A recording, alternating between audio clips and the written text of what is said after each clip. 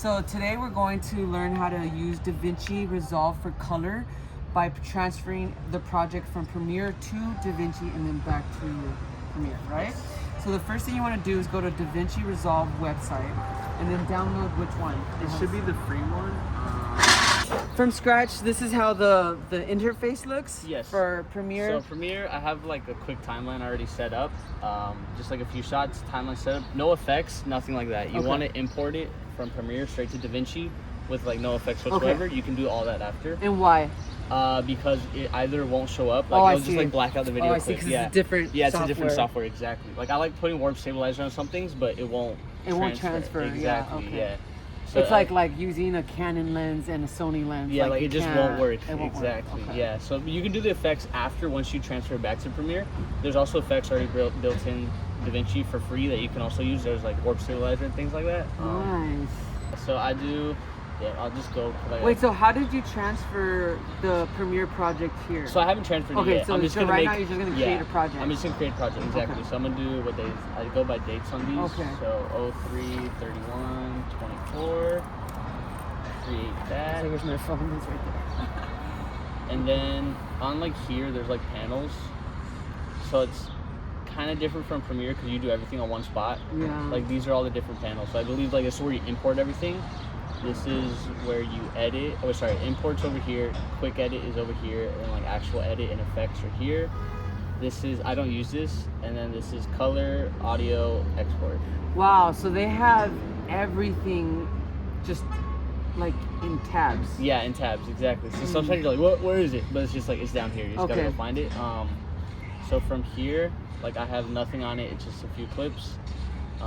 This is 4K footage, by the way. I don't know if you shoot an S-Log or if you shoot in anything like that. It depends on the client. Okay. 1920 by 1080. I have my 4K footage, and then I just go, there you go, File. I go down to Export, and then you want to export it as Final Cut Pro XML. Okay. It's kind of like it just like compresses it into an XML, and then in DaVinci you can open it, and then it just saves the timeline. So Premiere is MPF or MP4, and then their XML. Is that why? Because there's a different format. I believe it just to keep like the timeline in place. Oh, like when I bring so it has into nothing to do with the format. Yeah, because you can bring MP4s directly into DaVinci. Okay. But this way, it actually keeps the timeline. So it's kind of like a proxy. Kind of, yeah. Like it just kind of compresses it so that it's easier to edit in DaVinci because it's such a monster machine, right? And also it keeps like when I open it, you'll see in DaVinci it's gonna keep all my cuts and everything I use. Okay. Yeah, so it's gonna bring nothing that I have here. It's only gonna bring everything that's from my timeline. Oh, and it's gonna keep that timeline, so I won't have to re-edit it. Oh, I see. So you're not transferring the project. No. It's just the timeline. Just the timeline. Yeah. Okay, that's good to know. Yeah. Good to know. So Final Cut Pro XML, and then I also make sure I put ungraded because when I bring it back into Premiere, it's also an XML, so it gets confusing when you don't have like, because it'll save the same name as the timeline you have, but it'll just have numbers. So you're like, oh dang, which one is it? Okay. But I put ungraded, so I know this one has no color, nothing like that. Okay. So. But when you bring it back to Premiere, how do you know it has been graded? So on DaVinci, it? I actually put in like there's a place where you can edit the timeline, and you put it as like I put the name and then graded. Okay, so then you change the name. And then I change the name there when I transfer it back. Exactly. Okay, cool. So all these little tips are so important because when you're dealing with a lot of footage, you keep getting lost. Yeah. And like the colors, like it's really important to label. Yes. I learned that the hard way. Where I'm like, where is this? And then I find it like 2 months later. I'm like, oh, that's where it went. Yeah. I've had projects that I still haven't found because I swear I saved them in another project and they're just gone. I mean, anyway, okay, so now. All right, so I go to this panel, which is like the main editing panel. I go File, Import, and then Media from XML. Okay. Or wait, no, sorry, I import timeline. My bad. And this is you're in DaVinci already. I'm already in DaVinci. Like when I created the new project, it's just a new project. There's no timeline. There's nothing. It's just like a blank project. Okay. And then I go to wherever I have that saved. It's gonna be here, and it's gonna be ungraded XML. So it's gonna look like that, huh? Yeah, it's like a file. It's like an actual file versus like an MP4. That's like that. So it's an actual file. But the thing about the file is that when I import it, it's gonna give me these options, which is the size of it, 1920 by 1080, yes.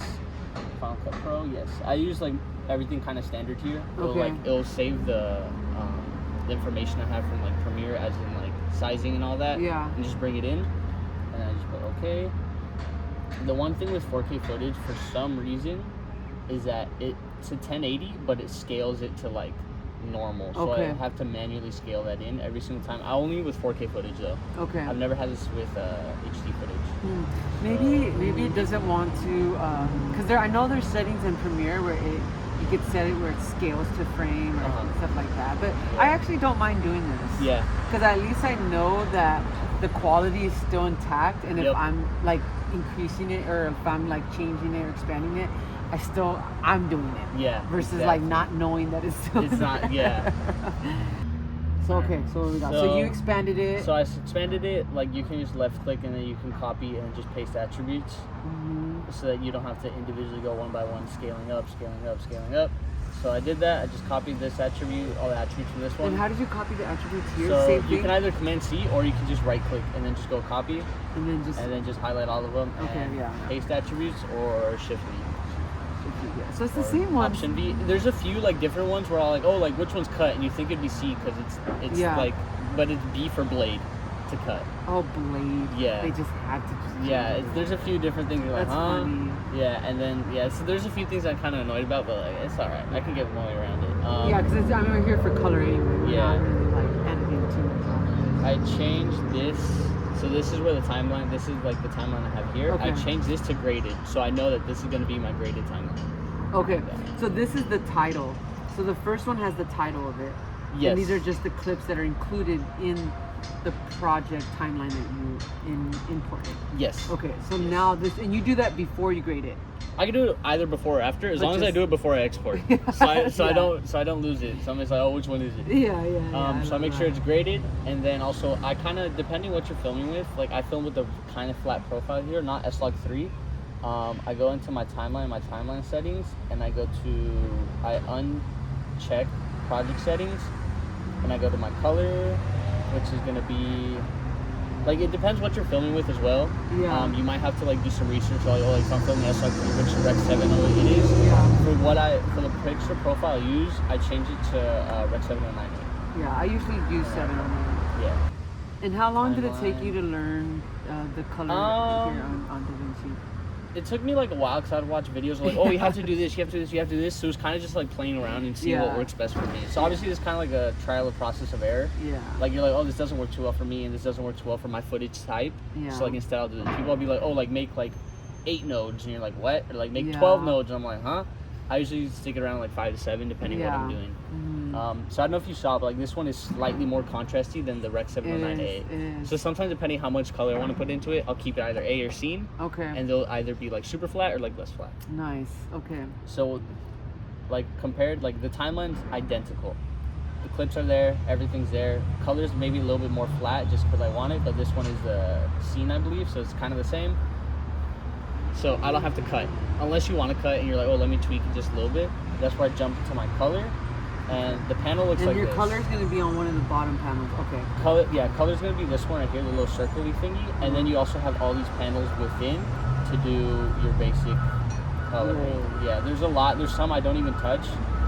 Just because like I don't know what they do. Yeah. And I'm still figuring out. Yeah.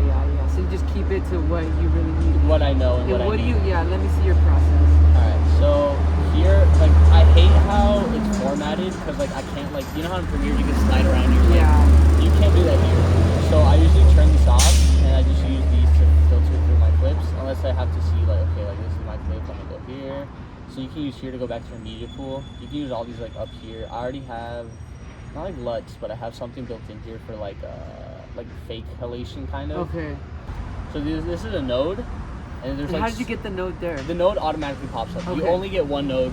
You start off with one node, but you can always add more. Okay. And that's what I do. The first thing I do is Option S, and I give myself like 7, 8. I don't use all of them, but just in case I need them. And that's just replicating the original one. Or what is each node? So nodes are kind of like layers. Okay. Like in Photoshop, or I don't know if you told me you use. I use Premiere and After Effects. Yeah, so it's kind of like layers. Layers like from so After Effects. Okay. yeah, so I use like each of these for like something individual. So I start by naming it. Like this is kind of what I do. Obviously, once you have your footage, you like test like which one works best. But I give myself my nodes. I label them. So I'm gonna start with contrast. Oh, I see.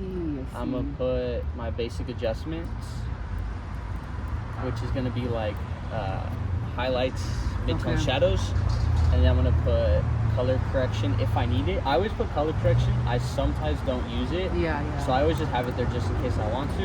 Yeah, because there is a difference between color correction and color grading. Exactly. Right? Yeah, like so what's your definition of color grading? Color correction is like if you want to make it like this is like blue, but it's because it's blue hour. Like if you want to make it look like more like a basic, like not like a white per se, but like not sunny, so blue. Yeah, maybe. You use color correction, and then color grading is like the actual color itself, which is your style. Yeah, exactly. Right? Like that creative color. Like I'll put like these colors that you don't normally find.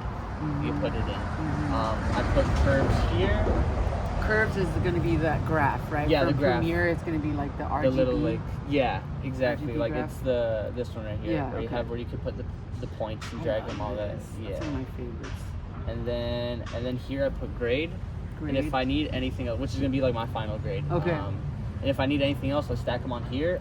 They go in order. So I was gonna ask you that. Yeah. Okay. So like, you see how like the arrows are pointed? Yeah. They go that way, and then it goes this way, and then that way. Okay. So if you do something here, it's gonna affect everything under this, but not the one on top. Oh, I see what you're saying. Yeah. Okay, So it's kind of like those like layers. Yeah. Whoa, that was a big one right there. Okay. Yeah. So okay. So you do. So each one they go in order. They go in order, following the arrows like left to right. Okay. So say for the fifth one's gonna have 4, 3, 2, and 1. Yeah, it's gonna have 1, 2, 3, 4 on top of it, but it's not actually gonna be available here on this one. Like if you want to adjust it, you're gonna have to go click to that into that node. Okay. So it kind of makes it specific. Exactly. Okay. Yeah. So that's why I like it, because like in Premiere, you do everything on top. You're like, dang it, like I want full control. And I love that actually, because I'm huge on like decreasing my shadows and kind of like increasing stuff. And so this you will definitely be able to like play with that. You should like just like a little teaser. Like there's these like you got dark, it goes everywhere. It goes from black, dark, shadow, light, and then highlights and specular. And then that's not even the best part. If you hold this down, it shows you what's your shadow. Oh my god! So whatever's color is shadow, and then you can also adjust it. So you can bring the sliders down. You can bring more shadow. Less shadow or more shadow. Like it's up to you. That is amazing. So this is why I like it so much, because you can really tone in. You can dial in those colors exactly where you want them and exactly where. And this is just like the beginning of it. Like there's a lot more powerful things within it that I don't know about, like power windows. I've been kind of learning how to use power windows, but like the free one's a little bit better because you can like track it and all of that. But yeah, so that's really cool. I start with my contrast, which is right here. So like I'll do like a basic, depending how much contrast. I like right there. The numbers are a lot smaller compared to like Premiere, where they go in like full increments. These go like by point something. So like. My question is, where are the scopes? Oh, right here. Yes, scopes are right here. Okay, I was so like, you how are you You can do a parade. Yeah, okay, so that's important, because you have to scope. really see if it's too blue, too red, skin tone, right? You want to make sure it's between yellow and red. I use vector scope. Red and orange. When you the skin color? It's like it's like right there between like reddish oranges. Yeah. Okay. Yeah. It's like up here in this top quadrant right here. Like so it doesn't have the label. Oh, it does. Oh, yellow, red, magenta, blue, cyan, green. Yeah. Also, it really has like even like the deeper color. Wheel versus it's not the basic color wheel basically. It's like an actual like it gives you like every little like specific, this doesn't even look basic. And since this is super blue, it's already gonna be down here, but I'm not too worried about that. I can either fix that color correction or keep it in that blue hour. Okay. So I have contrast already, and like I said, it's not full increments, because full increments are super powerful. Also, this is just for my for my type, so maybe for other things it's just like, but full increments are very powerful. Play with it, like play with whatever, because everyone see what you like. Like the whole thing is like there's guidelines, you break those guidelines and you create your own style. Yes. Like this is just a guideline. That's why people are like, oh, you do it. I'm like, you just do how it's a guideline, bro. These little buttons here, the numbers, you can click them to turn them on or off. So this is how I Oh, check. to see if it's okay. This is how I cross-reference, especially when I get down here. I'm just like, wait, let me see what this does. That's this did, and so that does. cool. So I like it because, and then you can turn everything off with this one right here. Okay. Wait, so you push on the number? The number, yeah. Okay. The number will turn off whatever you put on that Oh one. my god. Basic That's adjustment. really cool. This one took me a while to learn, but the little hack is that lift is shadows and blacks because there's a little black thing right there. Gamma is your midtones because there's nothing right there, and then gain is the little highlights like whites because it's right there. Oh. So it's also kind of like it's a little finicky. Oh, is this kind of like a? It's a slider. Oh my god. Yeah. So like it's so lower number. So there's no way to actually higher go number. in there and move it. So it's only by the slider. It's only by the slider, and then also you can Oh. adjust it by RGB channels, which I don't. Oh, really see, that's haven't learned how to different. do. Yeah, so That's it's a little really bit different. It's a little bit confusing as well. Come Yeah. on. But like, I just think number-wise. like lights, midtones, darks, simple, and then you can also, if you want to do color correction as well, you can do it within these wheels.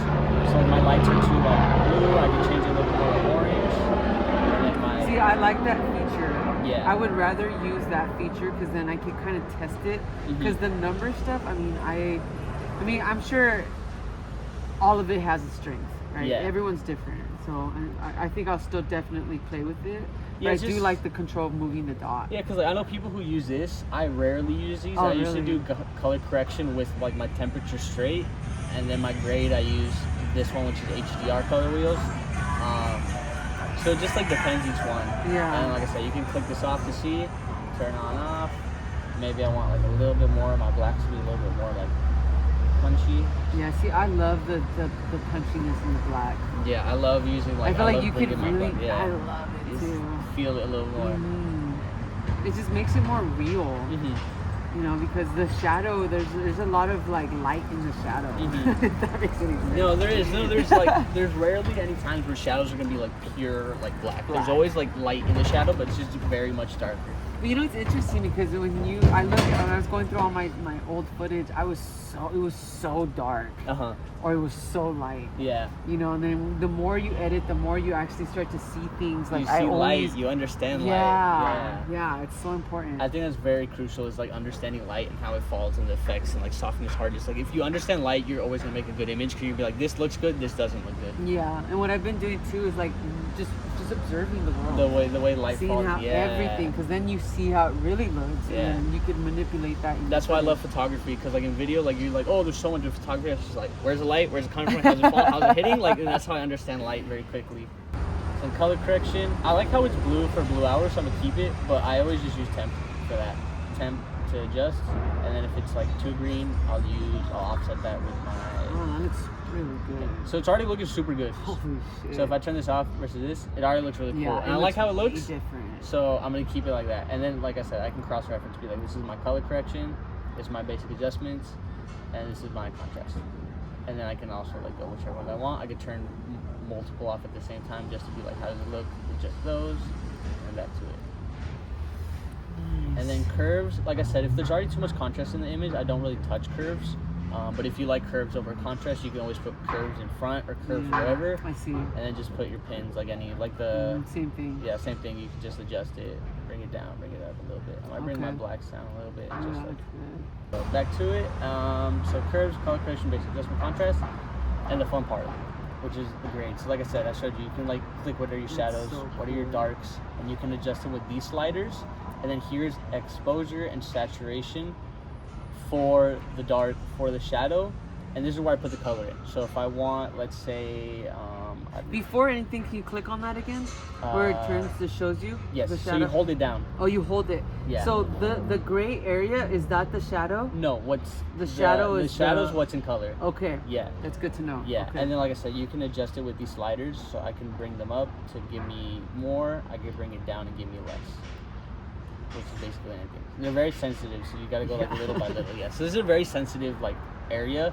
So just a little bit will like completely change. That's so important. You don't need to do a drastic You don't jump. exactly. You don't need to overdo. No. I rarely go to highlights and specular because, but depending on the shot as well. Like most of the time, you'll rarely get specular. That's if you like blow something out. Yeah.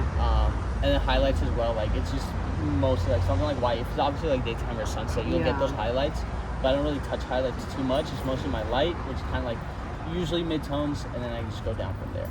Like I said, play with, see what you like. So what are these things that you're clicking? These are just because like I can't fit them all in here. So it's black, dark, shadow, and then I click on this one to get to light, and I click on this one to get a highlight, and I click on this one to get specular. Because I can't fit all the wheels in there. Oh, I see. Okay, Yeah. so these are just more wheels. Yeah, so I Right, think there's okay. 1, 2, 3. I Oh, believe I there's see. 6 or 7. Okay. They just That's can't fit important. them all in there. I So see. you have to like click through to Okay. get to them. Okay, cool. And then within here, so where's my darks? This is my darks. I don't think I have any blacks here yet. So dark. So I'm gonna do what I like, which is a green dark.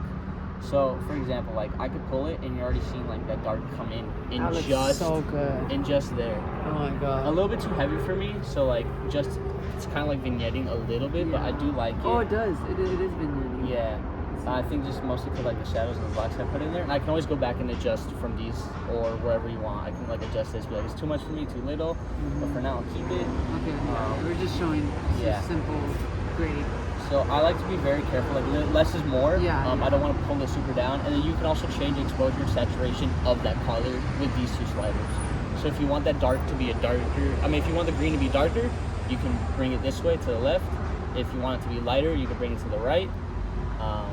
So lighter, darker, which I'm gonna undo, and then saturation, you can make it more saturated, less saturated. And this is just one area. This is just the darks. The darks. This is just the darks. Wow. So it's kind of rinse and repeat for the rest of them, whichever you're Wow. gonna put in.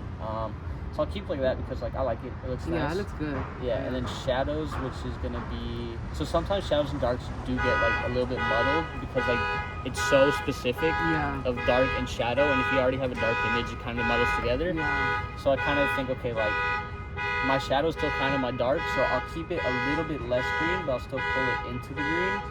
And then when I get to my light, which is gonna be that middle part, I'll bring it up into the pink,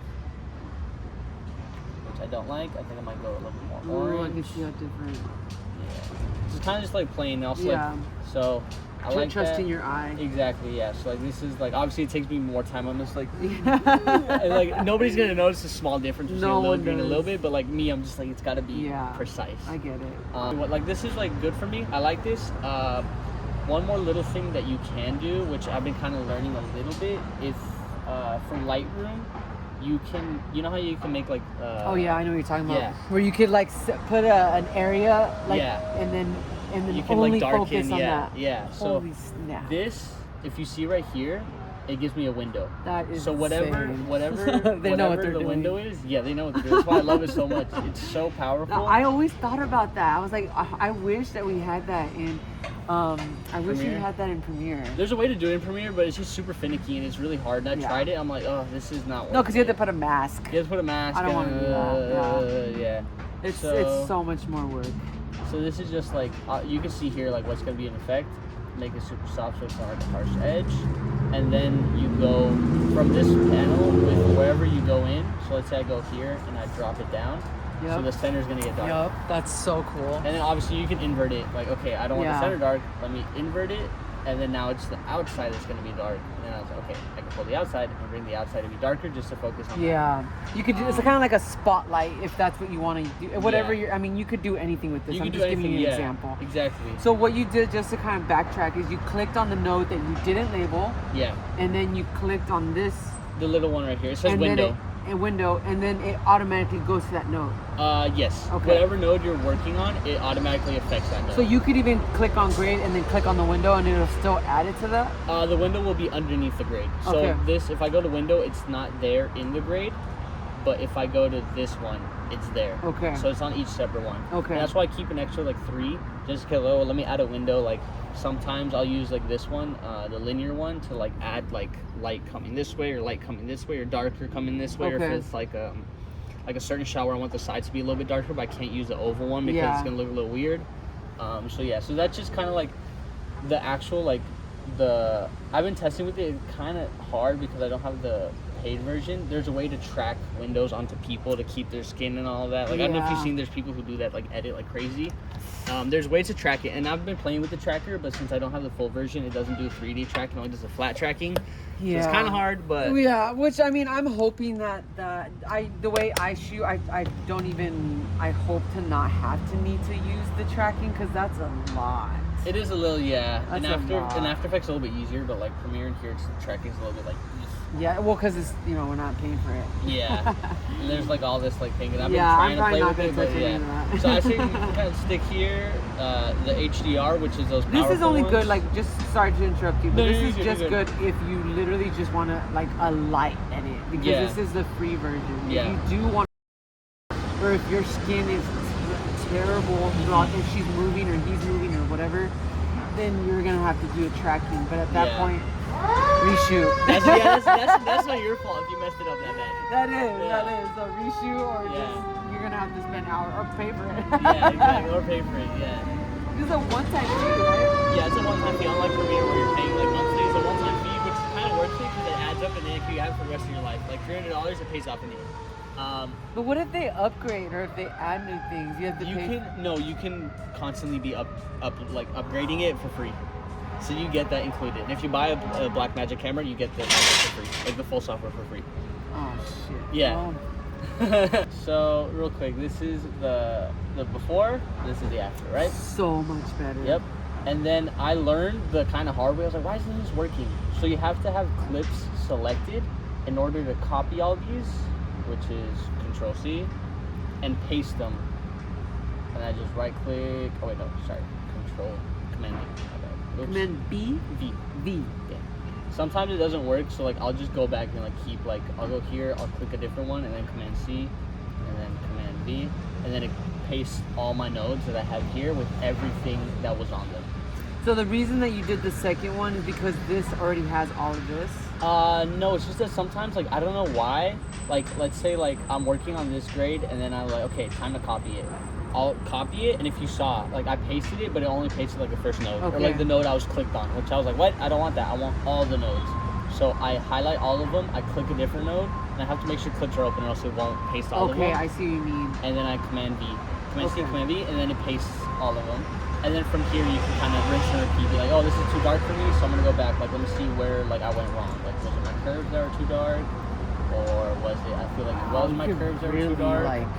This is insane. It's super powerful. This is just a free version, which is like insane because I love it so much. I don't have to pay for it, and I get like amazing color out of it. Wow, it's so amazing. I can already see myself just like getting lost in like, because I'm still trying to create my color. There's plenty of different ways to do like color. You know how there's all those like there's like complementary color, there's like contrasting color. There's like you check it. There's like hundreds of ways to do like colors, and it doesn't have to be like 2 colors. You can do like 3, 4 colors. I know there's a rule in movies where they do like it's like 10, 30, 70 or something like that in the color ratio, and like that's how you can kind of hone it in on like that's like more like going professional side, but like color wise you can do that. But you can do like monochrome, like everything kind of similar colors, just different shades and different saturations and hues.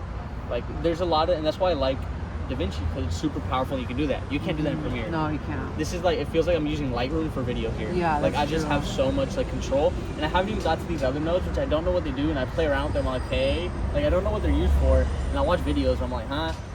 But yeah, there's all these So other. for the basic ones, you stick to this primaries, HDR, curves, and then if I use a power window, I use window. Okay. And then yeah, just those two really.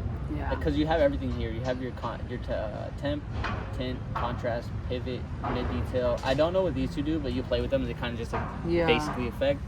We have color boost, shadows, highlights, saturation, hue, like all this. You have it all there, and then within HDR you have like more. Nice. So it's just very within these two you have everything you can ever want to need. Yeah. And then like I said, if you and prefer that's more curves, than what we have in Premiere. So. way more within just these like two right here. Yeah.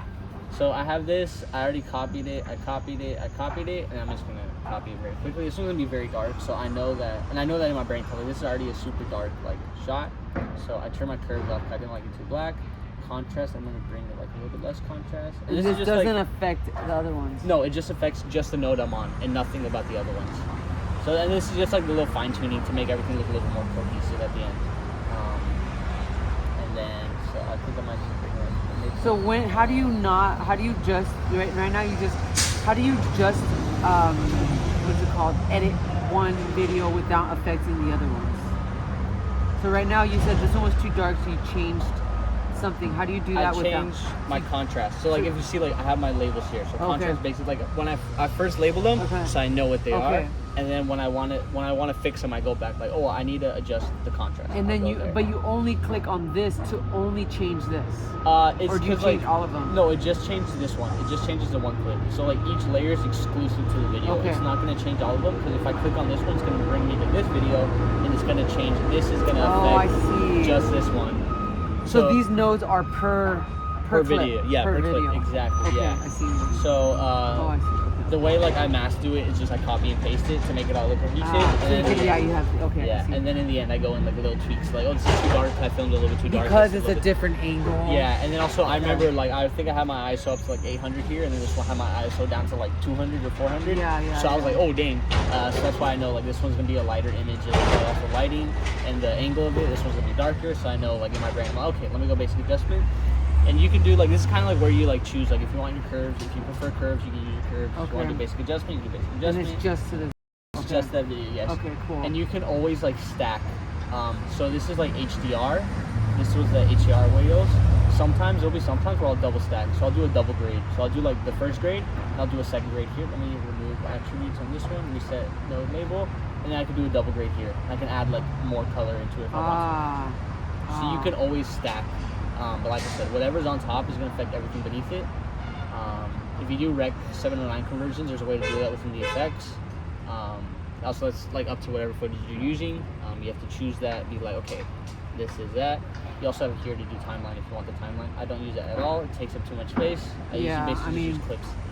Yeah, I would just use clips too, because I'm just focused on the color. I'm not doing. Maybe later on I'll figure out how to do. Like I said, like this is super powerful. And, like you watch a few YouTube videos, be like, okay, like you can kind of learn it, and you start playing with it. Like I don't know. Like this is the only thing I really know, besides like some like putting together and some shortcuts here and like stabilization. But that's a good way. This is a good place to start. Yeah. You know, because like I know when I started learning Premiere, I was like overwhelmed, right? Yeah. I wanted to I broke a mouse. I was so like just like this is so. Oh. Yeah. But it made me a better editor. But when it comes to color, like I really want to dive into color, and like now that I kind of understand the system as far as the wheels, what each one means, and like the layers. And then it's like more about just kind of getting used to using. And it's just like practice makes perfect. It's like very generic saying, but like I literally like there's so many projects that never go anywhere, but I just like practice. I'm like, oh, let me film this, let me color this. Oh, I like how it looks. This is what it affects. Like let me play around, do something different. Yeah. So it's just that, and then once you have everything done, you like how it looks. I always like double check it and be like, okay, this is good, this looks nice, it looks cohesive, I like it looks nice, very nice. This is just for like audio, so I don't really care about audio right now. I go this one, which is export. Okay, so it's a rocket? It's a little rocket to that's export. Cool. Yeah, it's cool, right? Yeah. Up here, they already have pre-built like export, and if you see, there's Premiere XML. So they know people are gonna They know use, people, and so it says source name, so it's gonna use whatever that you labeled the timeline. Exactly. So that's why you changed it to graded. Yep. Okay. And then within advanced settings, this is depending on like what I'm doing. You can either change it like I said to Rec 709, but this is exclusive to like whatever format you're using. Okay. So this is just so you have. You already set this in the beginning. Yeah, okay. And then but if I set it to Rec 709A, I have to within here put it to Rec 709. Oh, so you still have to change it again? Yeah, but since I used Rec 709 Scene, which is the one which was less flat, I use this. So this is just kind of like this one. You have to do your research, be like what like what like if I'm using. If you don't use the profile, you don't have to worry about it. It just be like as is. Export. Okay. So do your type, you keep it at the ProRes 422? Yeah, because it's an XML. So you know how like the file was like that white thing? It's gonna stay like that. So it's gonna be a Premiere XML file. I keep it like that. Your Kodak stays at everything stays the same just because it's an XML file. And once I bring it into Premiere, it's gonna be like the same timeline just with color. So cool. Add to render queue, and then I just make sure I save it somewhere where I know it's gonna go, so I don't lose it. Oh my God, serious, that's so important. Know where you save it. So this is the one we used earlier. So I have it ungraded, and then this one's gonna be, I already put it in the timeline, I believe 1920 graded. Most of the time there's a whole bunch of numbers to have to grade. So I put open, I'm gonna save it there, and I just put render on. Okay, and then let's see, and then it renders it. It renders, it's very quick to render compared to Premiere where it takes a while to render. Like these are super fast to render, so I really like DaVinci in that, it renders fast. It's rendered good. I'm Okay. gonna close the software so I don't use too much battery. Yeah, because it's a lot. It's a heavy. Having strong. both of them open is just like The more you organize, the the better it is. easier to find Oh things. my god, I Yep. do that right away. I put Yep. like everything. And then up here I go file, I go import, and then it's gonna be this one. You see how I said graded? I have it ungraded, I have it graded, which sometimes I don't do that. It's just like ungraded numbers. I'm like, Most of the time, if you have just 2 files, it's gonna be the one with a lot of numbers. Yeah. So- I see. Import. It's gonna import the clips I used as well as the timeline. Oh, so it breaks it up. So Yep. it kind of So I have just the clip I use here. I don't have the whole clip. That is the one thing about this that you have to be cautious of. So I open it, and now it's graded. So this is the old one. This one's the new one. Graded, timeline, everything's good. So wait, okay, wait. So when you imported the file, it imported them separately, but it then imports the clips, and then right here it says graded timeline. so it also creates imports a- the timeline. Oh, okay. Yeah, Okay. so it doesn't throw your clips everywhere. As long as you import it as a timeline, and then you just export it as an XML, it's gonna save that timeline where you have it, where you have those cuts. You're gonna be like, okay, and then put it exactly where it went. So you said earlier the one thing is that it's only the clip. What do Yeah. you mean by that? So if you see here, I can't extend it. Oh. So it's only the clip you use and up to what Okay. you use. So if you're gonna do That like a makes cross sense. dissolve or like anything like that, you have to keep it in mind. You have to extend the clip here, because here I have all this extra clip. Do you use cross dissolve a lot? Depending for some editing person I do, yes, because it's super easy. Yeah. Me personally, I don't like it. I don't like it. I think it's for like beginners. There's other ways. Some things do fit, but I feel like there's other ways to do like a different kind of transition or dissolve. Like cross dissolve would be like last resort. Last resort, or if the Yeah. footage is terrible, Yeah. and I just need that. That little bit to make it look good. Yeah. Every time I see cross dissolve, I think there's a mistake. That's fair. There's no Yeah. reason why you would use that. I was like, there's some client I edit for, like the videos, and like I'll do it because it's super fast and easy. Yeah. And like the people who are seeing that, they don't know any better. Yeah, They're yeah, just yeah. like, oh, it looks cool, and I'm like, all right, cool. I just had to drag and drop, and like that's it. And that's the thing too. It's like a lot of the times that's why I don't spend too much time on certain projects, because they don't notice those little things. Yep. If it's a bigger project, then yes, They'll because notice it. then you have creatives who are watching you. Yep. If you have creatives watching your stuff, I'm doing that extra. They're mile. gonna pick up the little things. They're gonna be like, oh, Yeah. like they messed up there. They should have Yeah. kept that longer. Yeah. But if it's just like the normal non-creative eye, do the crosses off. Yep.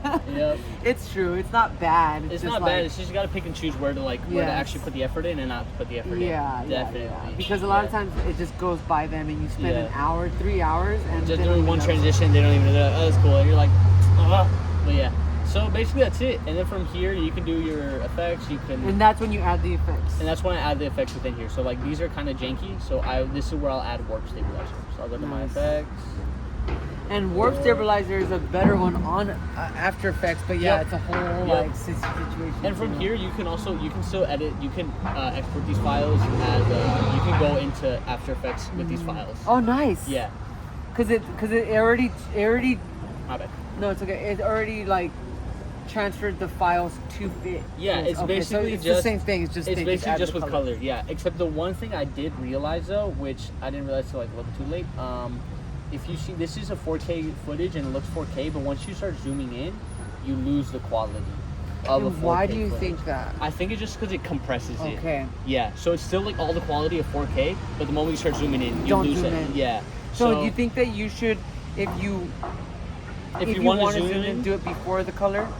do it in DaVinci Resolve. Okay. Yeah, like the slider I use to like scale. Oh, I see what you mean. Yeah, you can. There's a Oh. quick one that quick zoom ins for you, or you could put keyframes and I you can see. zoom in. Okay, Yeah. okay, So if okay. you're gonna zoom in, I say do it in DaVinci, because then if you do it in here, you lose quality. I see. So this Yeah. is don't even touch the zoom. Yeah, don't Keep it even as touch is. zoom unless it's like a super Yeah. tiny one, super subtle. Then yes.